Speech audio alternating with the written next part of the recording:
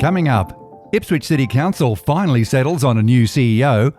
What to do about the increasing amount of waste generated by a growing population. Hear about a TLPI and why Ipswich needs it. More love on the way for Redbank Plains Road. And could Ipswich get its first national park? It's Friday, November 19, 2021, and I'm Alan Roebuck. Welcome to Ipswich Today, which acknowledges the traditional custodians of the land on which it is produced and pays respects to elders past, present and emerging. This podcast is supported by Kinetics, people-powered web hosting trusted by Australian businesses since 1999. Ipswich City Council finally has a new CEO. Mayor Teresa Harding joins me now to talk about this and other highlights from the November 18 meeting of Council. Thank you for speaking with Ipswich Today, Mayor Harding. Oh, thanks, Alan, and thank you, listeners. 7 months, 84 candidates, and this week you announced acting CEO Sonia Cooper as the best candidate to take the organisation forward. Why did the process take so long? We had a very rigorous process, Alan. We felt that the background of the council was really important to cast our net wide. We also did extensive background checks, and we wanted to make sure that the entire council, all the councils, were very comfortable with the process and were kept informed the entire way. So, look, it did take a bit longer than expected, but I think we have an outstanding result in the end. There was strong interest in the position, as I mentioned, 84 candidates, and a number of people approached as a normal part of recruiting a CEO. In the end, what got Sonia Cooper across the line? Again, we had extensive background checks, so she's a person of great integrity. She also has a track record within governments as well, so across state and local government. She's been well admired across council for her dedication and also her demeanour. So we felt that she was the best person to continue the culture change that we're doing within council, but also someone who will be frank and fearless and do their role properly as a CEO. Redbank Plains Road will receive some more love after the meeting of council between Kedges Road and Kruger Parade. Residents have been waiting a long time for this upgrade. When will it happen? Yeah, very excited about this. Redbank Plains is the largest suburb that we have in Ipswich, so it's great to see Stage 3 being carried out.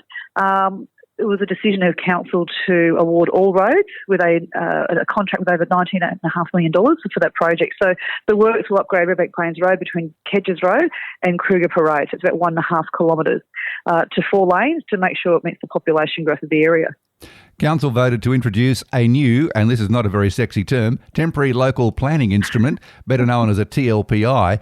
It's about to replace 2 others which will expire. Now, the purpose was to put the brakes on more waste facilities in Ipswich. Why is it necessary for another one, and what will replace it when it expires in 2 years' time?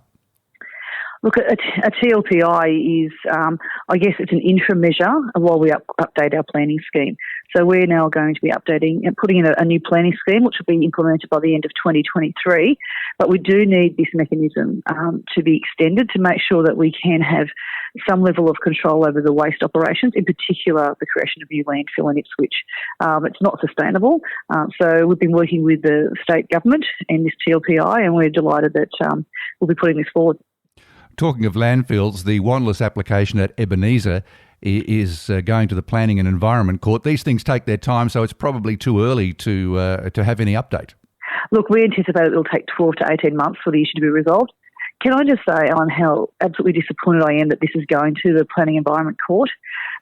We used a very open process. The council have the independent decision review panel went through the process. It was a very thorough process based on law and based on the community as well.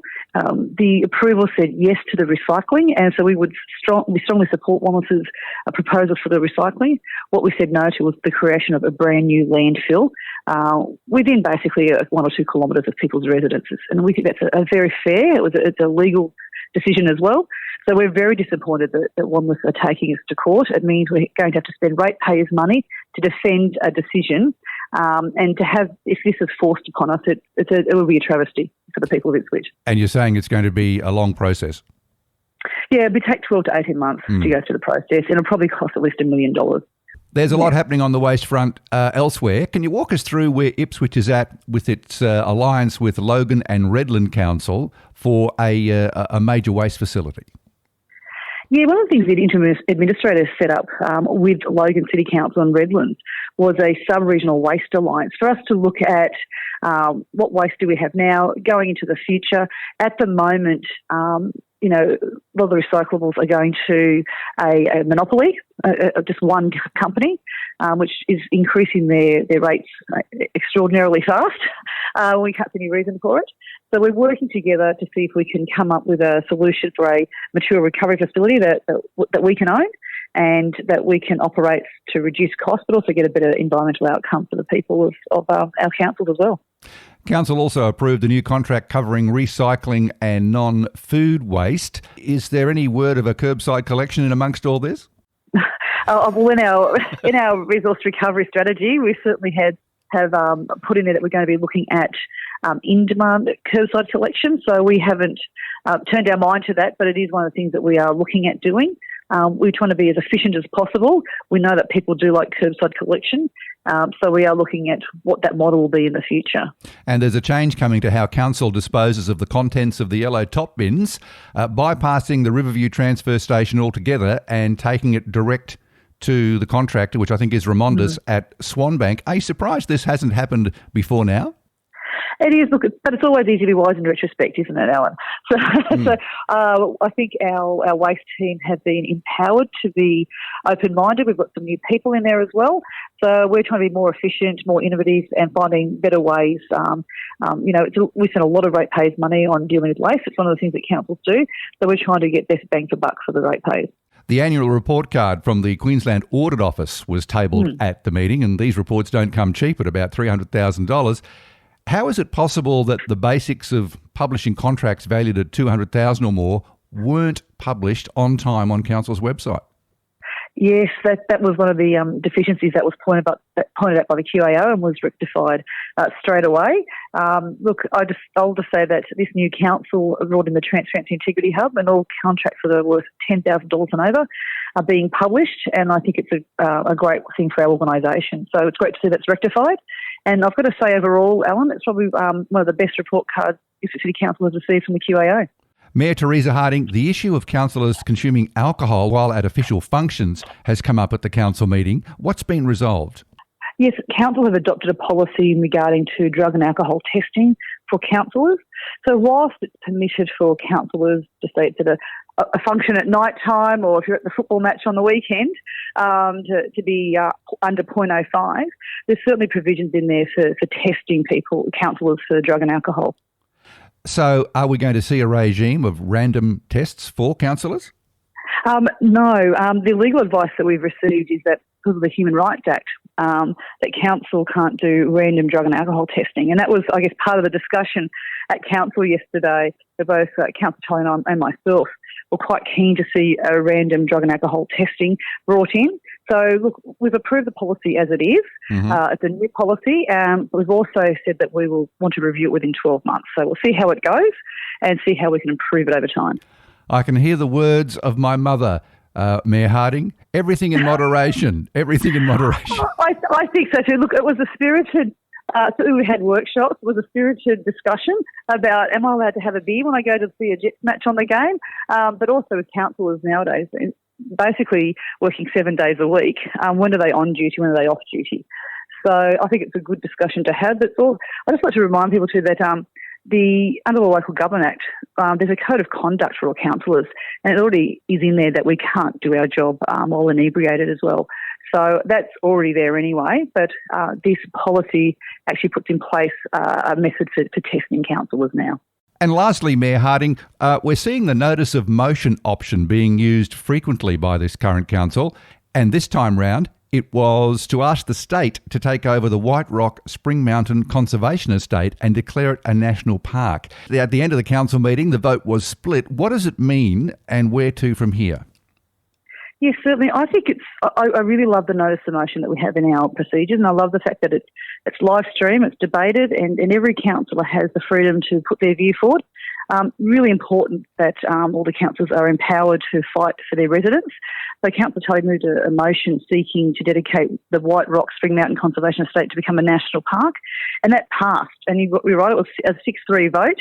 So Council will be writing a letter to the Minister for the Environment and Great Barrier Reef and Minister for Science and Youth Affairs, Megan Scanlon, seeking the dedication of that area to become a national park. On the surface, it seems like a commendable idea, but Council is yet to weigh up the pros and cons. Correct. Oh, yes. Obviously, I was one of the ones that voted against it purely because I wanted to see what the pros and cons were. I'm also very committed to ensuring that we involve the community on things. I know that Council is empowered and authorised to do these things without going out to community. But I just think it's very important for us to utilise things like our Environment Community Panel, get the feel from residents as well. But I think what I gathered from yesterday is that we'll be able to still do that in conjunction with writing a letter to the state government. Mayor Teresa Harding, thank you for talking with Ipswich Today. My pleasure. Thank you very much, Alan. And that's it for this episode of Ipswich Today. Just a reminder, you'll find handy links in the show notes, including Council's YouTube channel, where you can watch live streams or replays of all committee and council meetings. Ipswich Today is supported by Kinetics, people-powered web hosting trusted by Australian businesses since 1999. This podcast is also listener-supported. Please make a once-only gift or regular donation to help keep it online. Just go to ipswichtoday.com.au and click the donate button on the homepage to make a payment through PayPal. Follow and stream this podcast from your favourite app, including iHeartRadio and Amazon Music Podcasts, or play Ipswich Today from smart speakers. Music is supplied by Purple Planet Music. This is Alan Roebuck. Thank you for listening.